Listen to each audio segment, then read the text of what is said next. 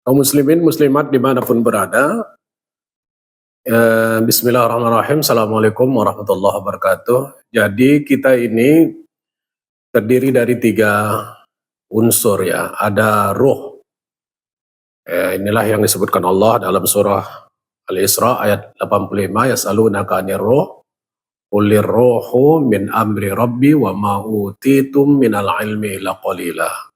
Ruh ini urusan Allah yang kamu tidak diberi ilmu tentangnya kecuali hanya sedikit sekali. Nah, hanya saja ketika ruh ini masuk ke dalam diri kita, dia berubah nama jadi an-nafs ya.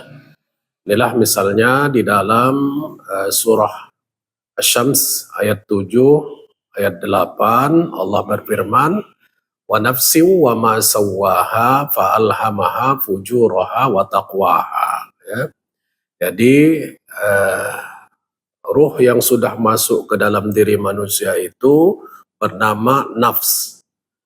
Nafs ini memiliki dua kekuatan yang disebutkan Allah tadi, yaitu ada takwa dan ada fujur ya. Ada takwanya, ada fujurnya. Jadi nafs itu berada di dalam kolbu, dalam kolbu. Dalam kolbu itu ada nafs, yang kalau dalam bahasa Indonesia nafas. Kalau nafasnya gak ada, dia kemudian wafat, meninggal ya. Di dalam nafs itu, itulah ada yang disebut dengan takwa, ya, kebaikan yang mengarahkan kepada kebaikan-kebaikan, dan ada sebelahnya lagi yang disebut dengan fujur, ya, keburukan-keburukan yang mengarahkan orang kepada kejelekan-kejelekan, pelanggaran-pelanggaran dan lain-lain sebagainya.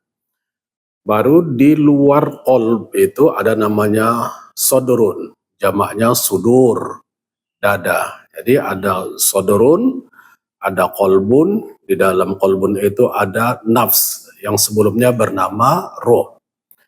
Nah, ini urusan ruh nafs ini yang perlu kita perhatikan, apalagi di bulan Ramadan, adalah bagaimana bisa mengaktifkannya, bisa membuatnya lebih berperan di dalam kehidupan ya, di dalam kehidupan kita. Dan ini nafs ini yang di dalamnya ada takwa ini didorong oleh malaikat untuk memesankan kebaikan-kebaikan. Nah, malaikat itu disebut 88 kali dalam Al-Quran. Kalau fujur yang ada dalam nafs itu didorong oleh setan, yang setan ini pun 88 kali disebutkan dalam Al-Quran. Jadi kita kuatkan potensi takwanya ini khususnya di bulan Ramadan agar kita bisa menjadi orang-orang yang terbaik di dalam kehidupan. Nah, unsur pertama itu dia ruh. Unsur kedua adalah akal. Nah, akal ini kalau dalam Al-Quran disebutkan lebih kurang 49 kali. Ya. Akal ini secara harfiah artinya adalah mengikat, ya, menambat.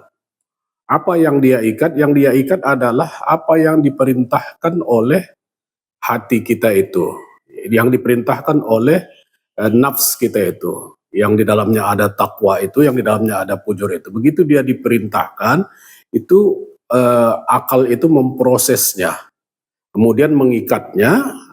Apa yang menjadi kesimpulannya itulah yang diperintahkan kepada jasmani fisik kita untuk dilaksanakan gitu.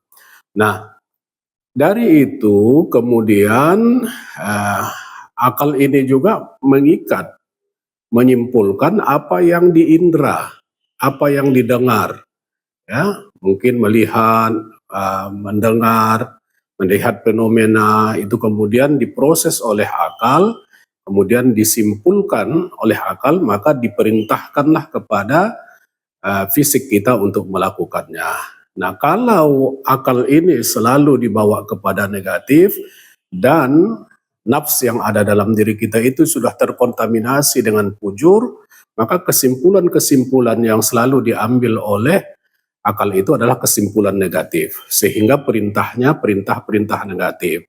Mata diperintahkan untuk melihat yang negatif, tangan diperintahkan untuk melakukan yang negatif, kaki juga demikian. Tapi kalau kekuatan yang ada di dalam nafs itu, takwa itu selalu dikembangkan dan diaktifkan, maka kemudian itu ditambat oleh akal, diikat oleh akal, akal memerintahkan kepada fisik kita untuk melakukan hal-hal yang positif. Jadi kakinya diperintahkan untuk berjalan ke tempat yang betul. Kemudian semua pikiran-pikiran itu diperintahkan juga. Akal, mata, tangan, telinga semua diperintahkan kepada hal-hal yang positif. Nah, kemudian jadi ada unsur ruh yang kemudian menjadi nafs, itu ada unsur akal yang mengikat perintah-perintah hati itu, yang dalam bahasa hadis Rasulullah, di dalam diri manusia ada qalb, itulah yang memerintah. Kalau itu baik maka baiklah kesimpulannya, ya, dan baiklah perilakunya. Nah, unsur ketiga dalam kehidupan kita itu adalah fisik. Inilah dia yang kita lihat ini, ada tangan, ada mata, ada kepala, ada telinga, ada kaki, ada perut, dan semuanya ini. Nah, ini semuanya juga diperintahkan Allah untuk diperhatikan supaya menjadi baik, ya, supaya menjadi baik. Jadi kalau ruh itu yang menjadi nafs itu juga diperintahkan untuk menjadi bersih, baik, dengan meningkatkan iman dengan ibadah, meningkatkan iman dengan ibadah-ibadah. Akal juga diperintahkan untuk selalu positif, ya, positive thinking, berpikir, menyimpulkan, ya, dengan latihan-latihan. Dengan bahasa Al-Quran, afala ta'qilun, afala tatafakkarun, afala tubsirun. Nah, fisik ini pun coba perhatikan, misalnya di dalam surah Al-Baqarah ayat 168 itu manusia diperintahkan untuk ya ayuhan nas kulu mimma fil ardi halalan thayyiba wa la tattabi'u khutuwatis syaitan innahu lakum aduwwum mubin. Suruh makan yang halal lagi baik. Kalau 172 Al-Baqarah suruh makan yang halal, yang thayyib, karena orang yang beriman urusan halal itu sudah selesailah insyaallah. Jadi ya ayyuhalladzina amanu kulu min thayyibati ma razaqnakum washkuru lillahi in kuntum iyyahu ta'budun. Baguskan fisik, jaga kesehatan, semuanya itu. Nah, kalau fisik ini bagus, maka orang akan namanya karakternya, karakter moral, karakter fisiknya itu, karakter kinerjanya itu akan bagus dimanapun dia berada. Ibadahnya bagus, hubungan sosialnya bagus, dan lain-lain sebagainya. Melihatnya bagus, mengambilnya bagus, mendengarnya bagus. Nah, kalau hatinya ini bersih, yang di dalamnya ada nafs, yang di dalam nafs itu ada takwa dan fujur, itu akan melahirkan karakter moral, akhlaknya bagus gitu.